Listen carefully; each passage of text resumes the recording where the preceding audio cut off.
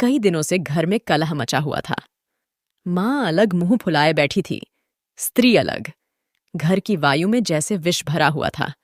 रात को भोजन नहीं बना। दिन को मैंने स्टोव पर खिचड़ी डाली, पर खाया किसी ने नहीं। बच्चों को भी आज भूख न थी। छोटी लड़की कभी मेरे पास आकर खड़ी हो जाती, कभी माता के पास, कभी दादी के पास, पर कहीं उसके लिए प्यार की बातें न थीं। कोई उसे गोद में न उठाता था, मानो उसने भी अपराध किया हो। लड़का शाम को स्कूल से आया। किसी ने उसे कुछ खाने को न दिया, न उससे बोला, न कुछ पूछा। दोनों बरामदे में मन मारे बैठे हुए थे और शायद सोच रहे थे, घर में आज क्यों लोगों के हृदय उनसे इतने फिर गए हैं।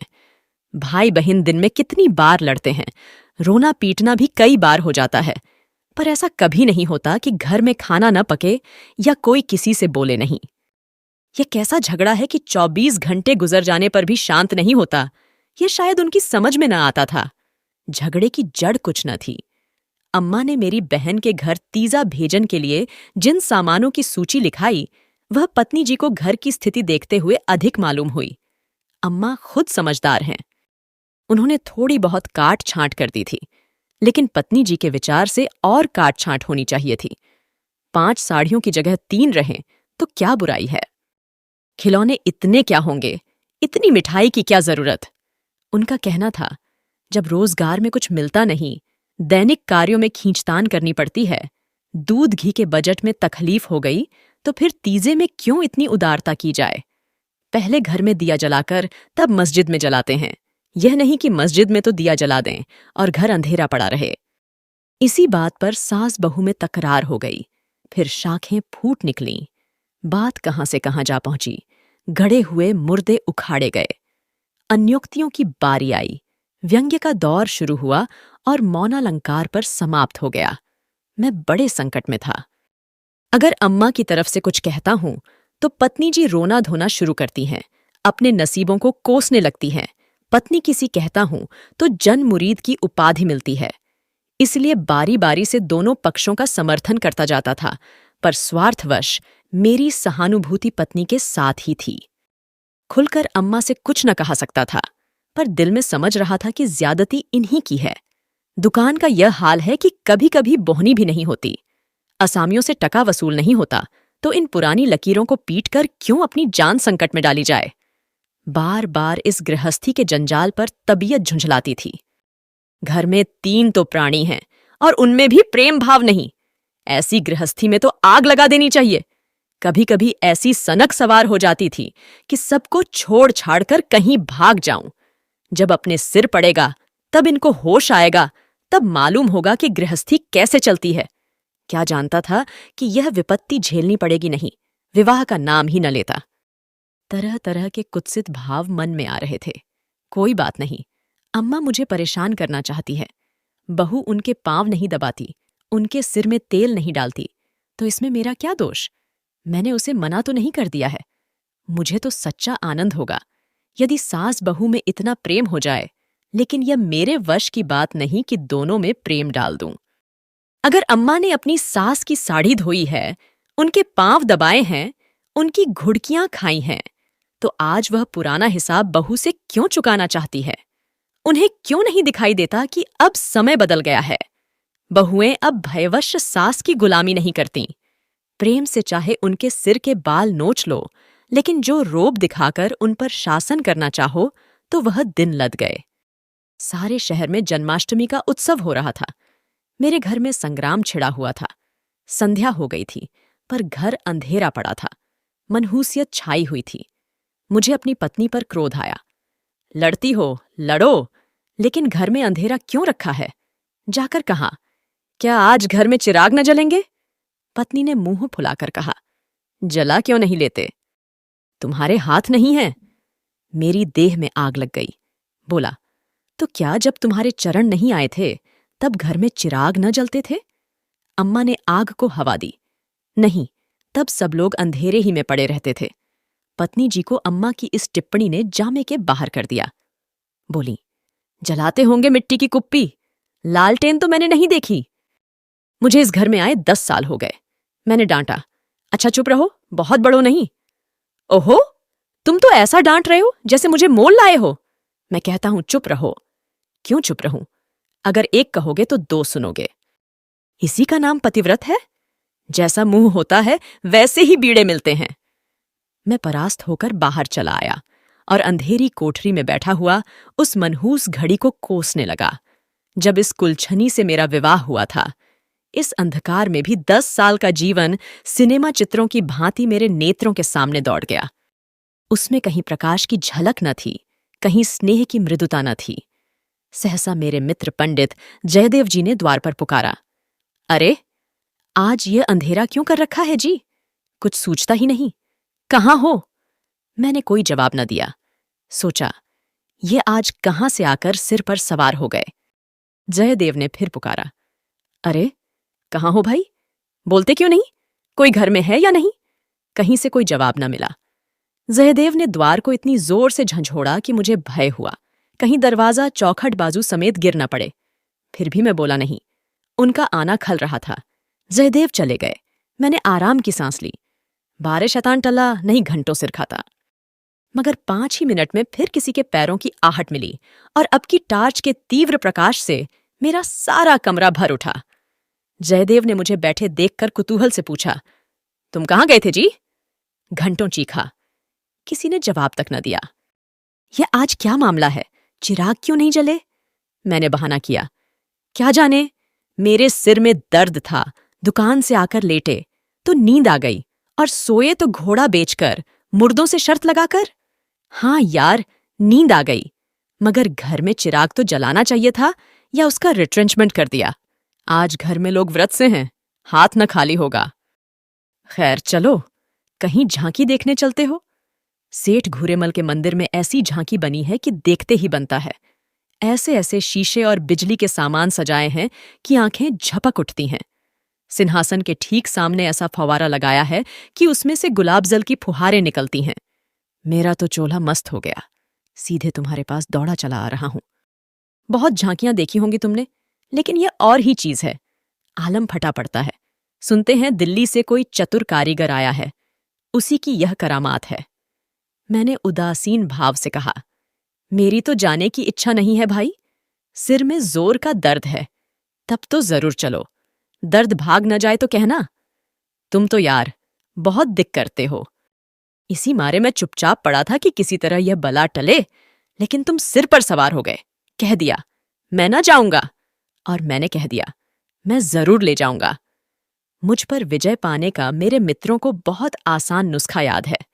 यूं हाथापाई, ढींगा मुश्ती, धौल धप्पे में किसी से पीछे रहने वाला नहीं हूं, लेकिन किसी ने मुझे गुदगुदाया और परास्त हुआ। फिर मेरी कुछ नहीं चलती। मैं हाथ जोड़ने लगता हूं, घिघियाने लगता हूं और कभी कभी रोने भी लगता हूं। जयदेव ने वही नुस्खा आजमाया और उसकी जीत हो गई। संधि की वही शर्त ठहरी कि मैं चुपके से झांकी देखने चला चलूं।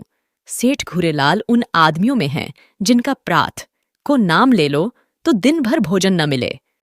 उनके मक्खी चूसपने की सैकड़ों ही दंतकथाएं नगर में प्रचलित हैं। कहते हैं, एक बार मारवाड़ का एक भिखारी उनके द्वार पर डट गया कि भिक्षा लेकर ही जाऊंगा। सेठ जी भी अड़ गए कि भिक्षा न दूंगा, चाहे कुछ हो। मारवाड़ी उन्हीं के देश का था। कुछ देर तो उनके पूर्वजों का बखान करता रहा, फिर उनकी निंदा करने लगा। अंत में द्वार पर लेट रहा। सेठ जी ने रत्ती भर परवाह न की। भिक्षुक भी अपनी धुन का पक्का था। सारा दिन द्वार पर बेदाना पानी पड़ा रहा और अंत में वहीं मर गया। तब सेठ जी पसीजे और उसकी क्रिया इतनी धूमधाम से की कि बहुत कम किसी ने की होगी। भिक्षुक का सत्याग्रह सेठ जी के लिए वरदान हो गया। उनके अंतकरण में भक्ति का जैसे स्रोत खुल गया। अपनी सारी संपत्ति धर्मार्थ अर्पण कर दी। हम लोग ठाकुरदारे में पहुंचे तो दर्शकों की भीड़ लगी हुई थी। कंधे से कंधा छिलता था। आने और जाने के मार्ग अलग थे, फिर भी हमें आध घंटे के बाद भीतर जाने का अवसर मिला। जयदेव सजावट देख देख कर लौटपोट हुए जाते थे, पर मुझे ऐसा मालूम होता था कि इस बनावट और सजावट के मेले में कृष्ण की आत्मा कहीं खो गई है। उनकी वह रत्न जटित बिजली से जगमगाती मूर्ति देखकर मेरे मन में ग्लानि उत्पन्न हुई। इस रूप में भी प्रेम का निवास हो सकता है? मैंने तो रत्नों में दर्प और अहंकार ही भरा देखा है। मुझे उस वक्त यही याद न रही कि यह एक करोड़पति सेठ का मंदिर है और धनी मनुष्य धन में लौटने वाले ईश्वर की ही कल्पना कर सकता है। धनी ईश्वर में ही उसकी श्रद्धा हो सकती है। जिसके पास धन नहीं, वह उसकी दया का पात्र हो सकता है, श्रद्धा का कदापि नहीं। मंदिर में जयदेव को सभी जानते हैं, उन्हें तो सभी जगह सभी जानते हैं। मंदिर के आंगन में संगीत मंडली बैठी हुई थी। केलकर जी अपने गंधर्व विद्यालय के शिष्यों के साथ तंबूरा लिए बैठे थे। पखावज, सितार, सरोद, वीणा और जाने कौन कौन बाजे, जिनके नाम भी मैं नहीं जानता, उनके शिष्यों के पास थे। कोई गीत बजाने की तैयारी हो रही थी। जयदेव को देखते ही केलकर जी ने पुकारा। मैं भी तुफैल में जा बैठा। एक क्षण में गीत शुरू हुआ, समा बंध गया। जहां इतना शोरगुल था कि तोप की आवाज भी न सुनाई देती, वहां जैसे माधुर्य के उस प्रवाह ने सब किसी को अपने में डुबा लिया। जो जहां था वहीं मंत्र मुग्ध सा खड़ा था। मेरी कल्पना कभी इतनी सचित्र और सजीव न थी। मेरे सामने न वह बिजली की चकाचौंध थी, न वह रत्नों की जगमगाहट, न वह भौतिक विभूतियों का समारोह। मेरे सामने वही यमुना का तट था, गुलमलताओं का घूंघट मुंह पर डाले हुए। वही मोहिनी गुएं थीं, वही गोपियों की जल क्रीड़ा, वही वंशी की मधुर ध्वनि, वही शीतल चांदनी और वही प्यारा नंदकिशोर, जिसकी मुख छवि में प्रेम और वात्सल्य की ज्योति थी, जिसके दर्शनों ही से हृदय निर्मल हो जाते थे। मैं इसी आनंद विस्मृति की दशा में था कि कंसर्ट बंद हो गया और आचार्य केलकर के किशोर शिष्य ने ध्रुपद आलापना शुरू किया। कलाकारों की आदत है कि शब्दों को कुछ इस तरह तोड़ मरोड़ देते हैं कि अधिकांश सुनने वालों की समझ में नहीं आता कि क्या गा रहे हैं। इस गीत का एक शब्द भी मेरी समझ में न आया, लेकिन कंठ स्वर में कुछ ऐसा मादकता भरा लालित्य था कि प्रत्येक स्वर मुझे रोमांचित कर देता था। कंठ स्वर में इतनी जादू भरी शक्ति है, इसका मुझे आज कुछ अनुभव हुआ। मन में एक नए संसार की सृष्टि होने लगी, जहां आनंद ही आनंद है, प्रेम ही प्रेम, त्याग ही त्याग। ऐसा जान पड़ा, दुख केवल चित्त की एक वृत्ति है, सत्य है केवल आनंद। एक स्वच्छ करुणा भरी कोमलता जैसे मन को मसोसने लगी। ऐसी भावना मन में उठी कि वहां जितने सज्जन बैठे हुए थे, सब मेरे अपने हैं, अभिन्न हैं। फिर अतीत के गर्भ से मेरे भाई की स्मृति मूर्ति निकल आई। मेरा छोटा भाई बहुत दिन हुए मुझसे लड़कर घर की जमा जथा लेकर रंगून भाग गया था और वहीं उसका देहांत हो गया था। उसके पाश्विक व्यवहारों को याद करके मैं उन्मत्त हो उठता था। उसे जीता पा जाता तो शायद उसका खून पी जाता, पर इस समय स्मृति मूर्ति को देखकर मेरा मन जैसे मुखरित हो उठा। उसे आलिंगन करने के लिए व्याकुल हो गया। उसने मेरे साथ, मेरी स्त्री के साथ, माता के साथ, मेरे बच्चे के साथ जो जो कटु, नीच और घृणास्पद व्यवहार किए थे, वह सब मुझे भूल गए। मन में केवल यही भावना थी, मेरा भैया कितना दुखी है। मुझे इस भाई के प्रति कभी इतनी ममता न हुई थी।